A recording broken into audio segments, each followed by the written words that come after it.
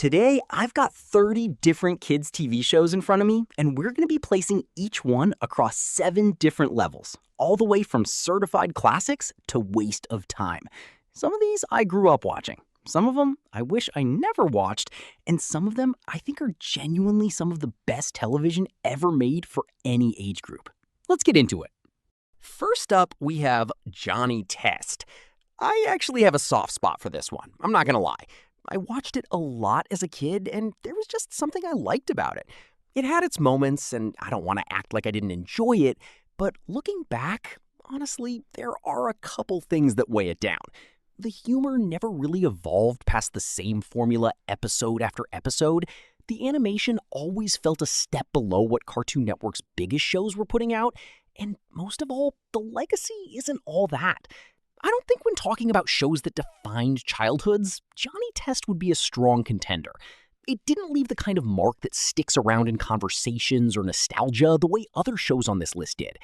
I liked it, but putting personal bias aside, this can't go higher than Good Watch. Next up is Courage the Cowardly Dog. This show is low-key one of the most unique things Cartoon Network has ever produced, and I don't think that gets said enough. A show aimed at kids that was, to be fair, genuinely unsettling at times. But the animation was creative, the storytelling was inventive, and the emotional core of the show was surprisingly deep for what it was. Courage himself is one of the most lovable animated characters ever made. I remember watching this as a kid and being so scared at some episodes and then laughing at others. And that range is not easy to pull off. This is a slept-on, amazing show without question. Next up, Sam and Cat.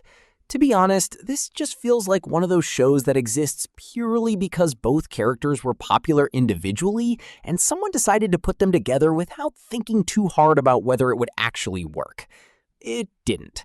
The chemistry was fine, but the writing was weak, the plots were forgettable, and it never carved out its own identity the way iCarly or Victorious did. I genuinely struggle to remember a single memorable moment from this show, and that tells you everything you need to know.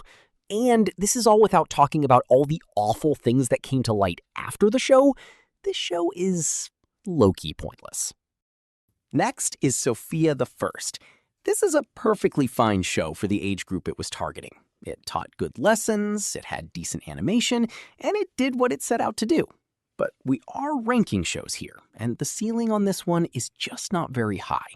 There's nothing particularly memorable about it, outside of its target demographic, and I think most people who watched it as kids would struggle to tell you their favorite episode. But I guess I'd watch it if I have to. Taking things up a notch, I don't think I need to spend too long on this one, because if you know, you know. Avatar: The Last Airbender is one of the greatest animated shows ever made. Simple as that. The world building, the character development, the storytelling, the visuals, even the cast. Everything about the show is as good as it gets in animation.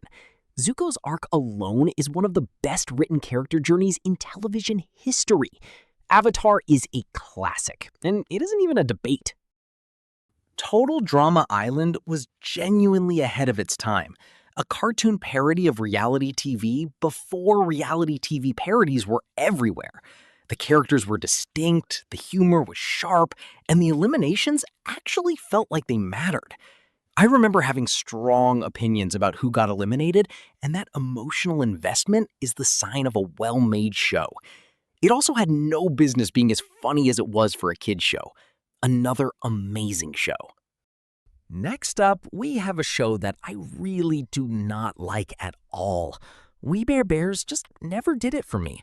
The bears have almost no real personality beyond their one defining trait each, the plots are paper thin, and the show coasts entirely on being cute rather than actually being good. There is no edge to it, no real wit, nothing that makes you think about it after the episode ends. It feels like a show that was designed in a boardroom to be inoffensive and marketable, rather than something anyone genuinely set out to make great. Compared to everything else on this list, it just falls flat. This is a waste of time for sure. Next up is Drake and Josh. This is hands down one of the best live-action kid shows ever made, and I will stand on that. The chemistry between Drake Bell and Josh Peck was completely natural, and that is the kind of thing you cannot force. It either exists or it doesn't. The humor holds up, the plots were creative, and Megan was genuinely one of the funniest side characters in Nickelodeon history. I grew up watching this show, and it never got old. A generational show, and honestly, one of the stronger ones on this list. Next up is Apple and Onion. And to be honest, if there was a tier lower than Waste of Time, it's going there straight away. I have nothing good to say about the show, and the less said, the better. Easily a waste of time.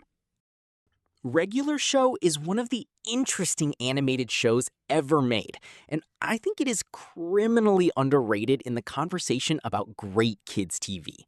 On the surface, Mordecai and Rigby were slackers who somehow ended up in the most absurd situations imaginable, and the show committed to those situations completely.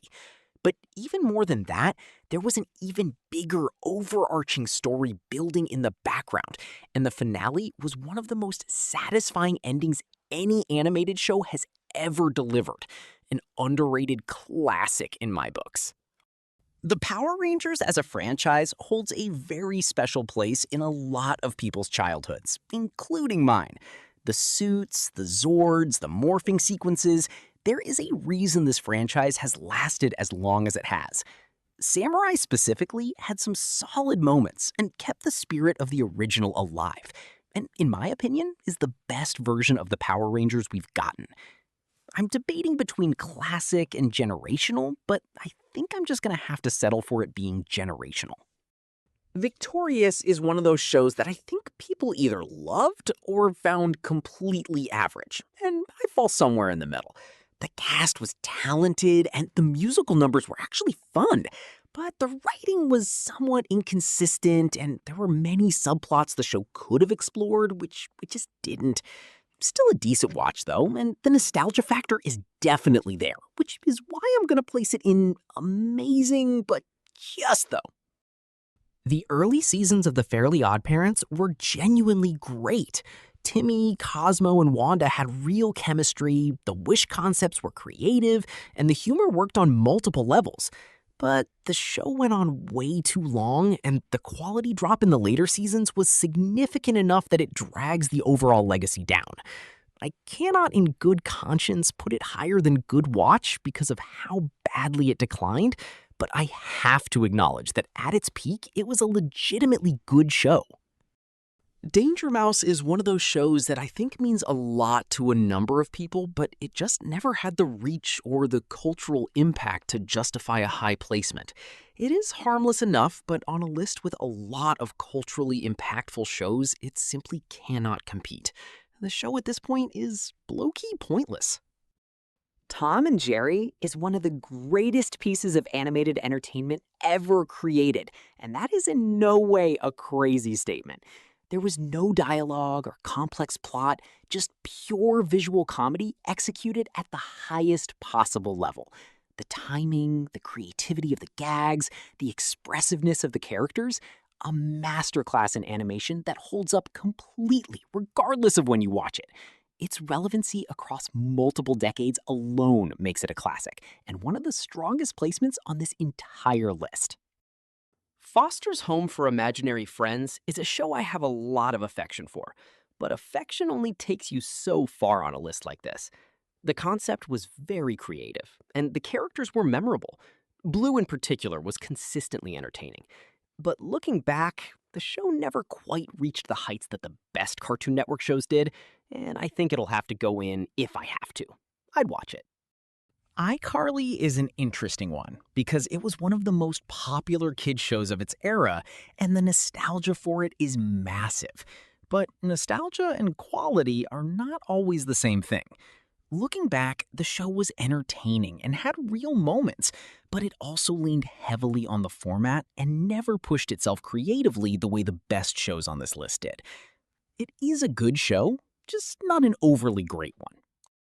Samurai Jack, till today, is one of the most visually stunning animated shows ever made. The art direction was unlike anything else on Cartoon Network at the time, and the storytelling was patient and cinematic in a way that kids' shows rarely attempt. Jack's journey across a dystopian future trying to find a way back to the past was compelling from start to finish. The final season that wrapped everything up years later was a masterpiece. I'm going to place it in amazing, but it is definitely knocking on the door of being generational. The Loud House had a solid concept, and there was potential there. But the show never quite figured out how to balance that many characters effectively, and episodes often felt chaotic in a way that was more exhausting than entertaining. It's not a bad show, but on a list like this, I'd just watch it if I have to. Hannah Montana is one of the most culturally impactful shows ever produced. This was not just a kid's show, it was a phenomenon. Miley Cyrus became one of the biggest stars in the world off the back of it. The music was everywhere, the merchandise was everywhere, and for a solid 5-year period, this show was inescapable. Almost every kids' musical show that came out after Hannah Montana aired were either heavily inspired by it or benefited from the path it paved. A certified classic. Teen Titans Go is a personal favorite of mine. It has its moments, and the humor is top-notch sometimes. But as a successor to the original Teen Titans, it is a massive step down. And unfortunately for it, that comparison is unavoidable. This being said, it's still a good watch. Next up is the sequel to The Last Airbender. The Legend of Korra had an almost impossible task following Avatar: The Last Airbender, and I think the honest assessment is that it came close, but never quite got there. The first season was excellent. The subsequent seasons were inconsistent, and the world building never reached the same depth. But it was still a very good show with real ambition and a protagonist who was genuinely compelling in ways that were different from Aang. It didn't live up to the original, but still an amazing show.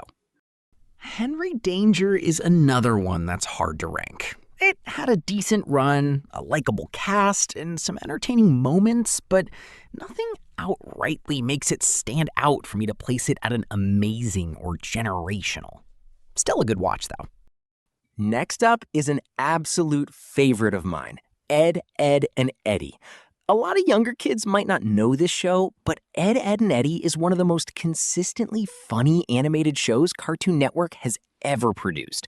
The three Eds had completely distinct personalities that somehow worked perfectly together. The humor was absurd without being random, and the show had a real heart underneath all the chaos. Growing up, I watched this constantly, and it never felt repetitive. The finale movie was also one of the best send-offs a kid's show has ever gotten. Comfortably a generational show. Adventure Time changed what people thought a kid's show could be. It started as a fun adventure cartoon and slowly revealed itself to be one of the most emotionally complex and philosophically rich animated series ever made. The lore it built over 10 seasons was staggering. The characters grew and changed in real ways, and some of the later episodes were genuinely moving in ways I did not expect from a show about a boy and his magical dog. A classic, and one of the easiest placements on this list. Ben 10 is hands down one of the best concepts in kids animation. The cultural impact of the show alone is enough to certify it as a classic. Every kid at some point in their life wanted an Omnitrix of their own. Couple this with the fact that the franchise didn't just stay good, it kept improving across Alien Force and Ultimate Alien, raising the stakes and building on what came before instead of running the same formula into the ground. A classic with no hesitation. Gravity Falls is one of the most ambitious kids shows ever made. A mystery show disguised as a comedy with genuine secrets hidden across every episode that rewarded attentive viewers. Dipper and Mabel are a great sibling duo, and Bill Cipher is one of the most intriguing villains in kids' television. I do think it's a bit overrated, but nonetheless, it's still an amazing show. The Powerpuff Girls has strong arguments as to why it should be a classic. 3 kindergartners with superpowers saving the world while dealing with actual kindergarten problems. The concept was brilliant, and the execution matched it. The humor worked for kids and adults, the villains were memorable, and the show had a distinct visual identity that nobody has been able to replicate. A generational show at the very least. The Amazing World of Gumball is one of the most creative animated shows Cartoon Network has ever produced. The mixed media animation style alone set it apart from everything else. The writing itself was sharp, self-aware, and genuinely funny for any age. The show knew exactly what it was and leaned into it completely. A Cartoon Network and kids' TV classic. And finally, a show that needs no introduction. SpongeBob SquarePants has one of the strongest arguments when it comes to the greatest kids animated show ever made. The show contains some of the most perfectly constructed comedy episodes in the history of television, for any genre and age group. The characters are iconic.